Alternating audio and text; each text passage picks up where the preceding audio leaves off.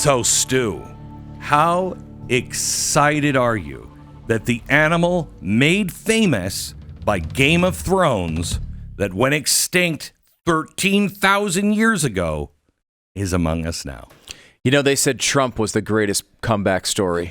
And now we have the dire wolf. Yeah. Mm-hmm. So do we have any of the video of the dire wolf? Here's the dire wolves. They're little babies. Aww. Aren't they cute? Oh my gosh, I want one. Yeah, no, you don't. No, I want one. No, you really Look how don't. cute they are. Oh my gosh, I want one. Oh, they're so cute, aren't they? And they're a little loud. Forget it. I'm bringing it back to the pound. You want to get up in the middle of the night and hear, oh, no, no. So they retrieved the DNA from fossils of dire wolves 13,000 years ago. They were over. Then they discovered additional DNA, and they edited 20 genes of gray wolves and then put the dire wolf in the gray wolf, and we now have the new and improved dire wolf, which I'm not sure this is a good idea. You know, when it comes to AI, when it comes to all of that, has anyone watched a movie? Has anyone watched a movie? This was all science fiction, dystopia stuff. It's now here. So as I'm going perusing this, because remember, the next thing is woolly mammoth. And we had the CEO on the program, remember? And I said, why are you thinking about bringing the woolly mammoth back? He said, be good for the environment. What? Yeah, it'll be good for the environment. How is a woolly, do they not fart and do they eat cows? How is that? He didn't really have a good answer on that, but it'll make a lot of people on the left feel good. Oh, it's good for the environment, so we'll bring the woolly mammoth back. And look at, they're so furry and stuff, they'll make great throw rugs in the end. So the next step is to bring back the woolly mammoth.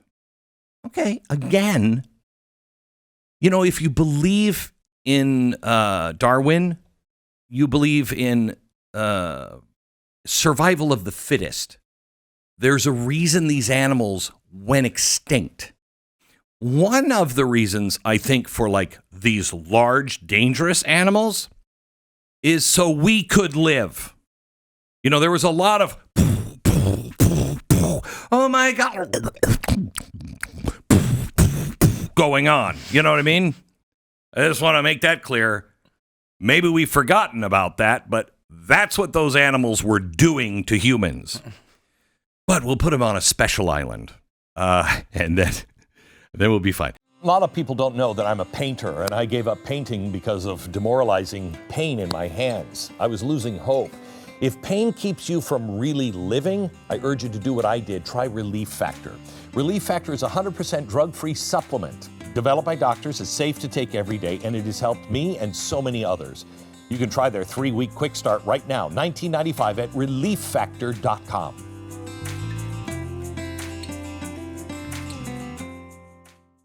So now we have the dire wolf, which is truly wonderful. And as I get into this, I see who some of the investors are. And one of the investors that is really excited about just pouring money into the Colossal Bioscience is the CIA. I'm giving you a chance to process that for a second. First of all, CIA. They've got a budget to invest in companies. Sounds like a bad idea. It shouldn't really be part of what the CIA does. Well, it's not a hedge fund, right? They're not just investing; they have good reason to invest. Okay. So if you're looking to do what the CIA does, this might be a very good application for them. Here's why gene editing is catching the eye of the... Are you ready? Mm-hmm. It's a dual-use technology. Gene editing tools like CRISPR are inherently dual-use, meaning they can serve civilian purposes, conservation, biotech breakthroughs, and military intelligence ones. So, okay, I'm trying to... Woolly mammoths. Why would you want to bring a woolly mammoth?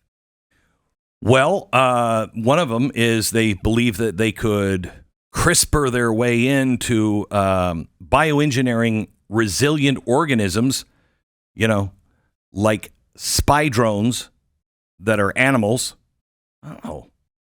Enhancing human capabilities. Maybe we can Mengele our way into gene splicing a little of the dire wolf into all of us so we'll be a little stronger. I feel like just on its surface, we shouldn't Mengele our way into anything. You don't think so? I think that's always a bad choice. All right, I always thought always the wrong one. Yeah, always. I thought so, There's lots of college campuses right now where they're saying the opposite, I've noticed, in protest. But I'm going to go with no on the Mengele into anything. Try this one out for size. Another reason why the CIA may be interested in the new, hey, let's bring animals back from the dead. Ecological and geopolitical leverage. De-extinction. Great word, huh? New. De-extinction could reshape ecosystems intentionally or not. Imagine reintroducing a species to destabilize a rival nation's agriculture or environment. Say, flooding a region with engineered pests or altering food chains. I don't think this is a good idea. If you weren't convinced the CIA is out of control, you might want to share this with your friends. Biosecurity and threat assessment. Reason number 3. If adversaries develop gene editing for hostile purposes, in other words, a weaponized pathogen or super soldiers, the CIA needs to stay ahead. Investing in Colossal gives them a front row seat to cutting-edge biotech, letting them study its limits and vulnerabilities. They're not just funding it, they're learning how to defend against it or wield it themselves if necessary. Now, this comes from a story out of China, where China is re-engineering people, trying to make them smarter. I mean, come on, guys. Chinese are they're better at instruments, they're better at math, they're better at really almost everything. This is interesting research, though. It's an interesting approach. You almost have to come up with a name for it, like a gain of function research. Would that be something that would maybe... Oh my gosh! Yeah. What a great idea. Gain of function. That would work perfectly. Oh my gosh. What could go wrong? Okay. Now, reason number 4, synthetic biology for covert ops. Picture a bioengineered animal, say a dire wolf, with tweaked senses used for surveillance or tracking in remote areas where drones might fail. We are screwed. Uh-huh. We are screwed. Uh-huh. Number 5, future-proofing influence. Biotech is poised to explode economically. Think lab-grown meat. I don't want to think about lab-grown meat. Gene therapies or climate fixes. I don't think we should be doing stuff. Can we really stop? We really should stop. We're creating God in AI. We're now thinking we can bring things back from the dead. I believe those 2 things were the story of Frankenstein. Throw that in there. Okay. We can bring things back from the dead. You know what we can do? We can bioengineer so things could live forever, and it'll be smarter, and of course it will always stay under our control. Oh my gosh. By backing Colossal, the CIA, via IQT, gets a stake in a field that could rival big tech in influence. If de-extinction tech scales, it might affect food security, land use, or even cultural narratives. Okay. So there's your update on how the world will end today. That's one of the most disturbing things I've read in a long time. I mean, I'm just trying to get my arms around AI and how we can use AI for a very short period of time before it's turned against us and it eats us all. Well, we might, the dire wolf might eat us first, but I'm just getting my arms around that. I don't think we needed to introduce this one too. And the fact that the CIA is involved. Not good. Yeah, but we can release a bunch of animals in places where drones won't be effective with their special senses. Where on Earth? Where on Earth would a drone not be effective? Well, a tunnel. Right, like think of the Hamas tunnels. If we could release some dire wolves down there, probably more effective than our drones. But still, that doesn't make it a good idea. I think we could go over to really nasty parts of like the Czech Republic and get dogs that have just been, they're breeding them to tear people apart and throw them in the tunnels. I don't think we need to go back. Yeah, but they don't have the special senses. They don't have laser eyes. No, you're right. They don't. You need to have wolves with laser eyes. What could go wrong with those? They're probably great pets. The problem with this is, I feel like the Industrial Revolution gave us a lot of these types of things where you'd say, like, for example, we developed cars. And we could have had the same conversation, Model T's rolling off the assembly line, and we're like, hey, people are just going to keep making these things faster and faster and faster. And they're going to get to the point where they're going 200-300 miles an hour. And that happened, right? Mm-hmm. It's happened. Mm-hmm. But there was never a point where they're going so fast that the entire world ends. Right? Like that with AI, with gene splicing, with biological warfare, nuclear warfare. We keep having these conversations of eventually some bad actor is going to take this to some logical extreme and we're all screwed. What are the chances? There are no bad actors in the world. Can you name 1,000? 1.2 billion, 2.4 billion. I mean, besides everyone that is, when somebody writes a prescription and gives you advice as a doctor, I don't think they need a pardon so they can never go to jail. You know what I mean? When Fauci's just writing a prescription, he's like, look, you should wear a mask. You should wear a mask and take this. That's doctor's advice. I don't think that you need a pardon. What he was doing was so corrupt that he needed a presidential pardon. I don't know. Those are the kind of doctors that maybe we should put in jail. Maybe it's just me. How do we get to this place? How do we get out? It's going to be interesting to see how this all works out, isn't it? How do we get out of this place where we just seem hell-bent on our own destruction? And I just, with all of these things, I just don't see how. I mean, like our response with nuclear weapons and biological weapons was to just try to limit them as much as possible, right? To go out and every time we heard, hey, Bob over in Iran might be doing may have nuclear weapons. Let's go over there and stop them. That's kind of been our approach, and it's worked so far. But eventually, it probably won't. And with AI, our response is, let's just keep pushing it as fast as possible with a bunch of different really smart companies competing along with governments that are doing the same thing. Well, we did that's unfair a little bit. Is it? Yeah, it is. So you have to remember that we didn't control things until after we used the bomb.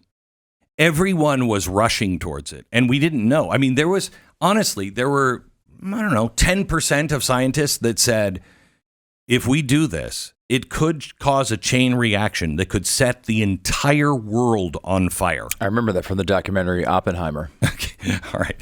So, not really. Anyway, so close. We had no idea what we were doing. We just knew we had to get there first. So afterwards, this is where it becomes fair. Afterwards, we could ban it. We could control it. It took extraordinary amounts of money to do. It took certain equipment that we could just ban. You can't do that, okay? And it was only nation levels that could actually create one. The average person couldn't create. Even if you had all the knowledge in the world, you couldn't create a nuclear weapon in your basement, right? You'd need access to certain things that could be banned. When it comes to AI, that's not true. That's not true. AI, you're going to have to ban so much. And if somebody is using a nuclear weapon on their own people, you know it. You know what I mean? You know it. If somebody's using AI against their own people, you'll never know it. I mean, that's the kind of things that we're dealing with now, where it is so insidious that it can fall into the hand of one person, and it can design a weapon that they can make themselves that will kill half the people on the planet. And you didn't even see it coming. You didn't even know. You didn't even know. You could have the government ban it, but they're using it on you, and you'd never know. That's the real problem, I think, with AI. And the fact that you can no longer put it back in the bottle. It's going to happen. We're all racing to get there. But there is no way to put this back into the bottle. There's no way to control this like there was with nukes. And honestly, that's why Silicon Valley went to Trump. You know this, right? They were having a meeting. Remember when Kamala Harris was like, AI, it's great. It's a fun 2 letters. It's actually 2 words. Artificial intelligence. Remember that? Oh, yeah. So insulting. That was the meeting that she had with all of the bigwigs in Silicon Valley. And they said at that meeting, don't spend any more money on server farms or anything else. We're taking care of it. This will all be controlled by the United States government because it's too big to let anyone else have it except for the United States government. They all walked out and went, we can't let the government have this. We're going to let the government be the only one that has this? That's not good. That's why they flipped to Trump, because they realized this cannot just be in the hands of the government. But I'd be the one in the room going, I don't think any of you guys should have this in your hands. Nobody should have access. What you're building is an anti-God.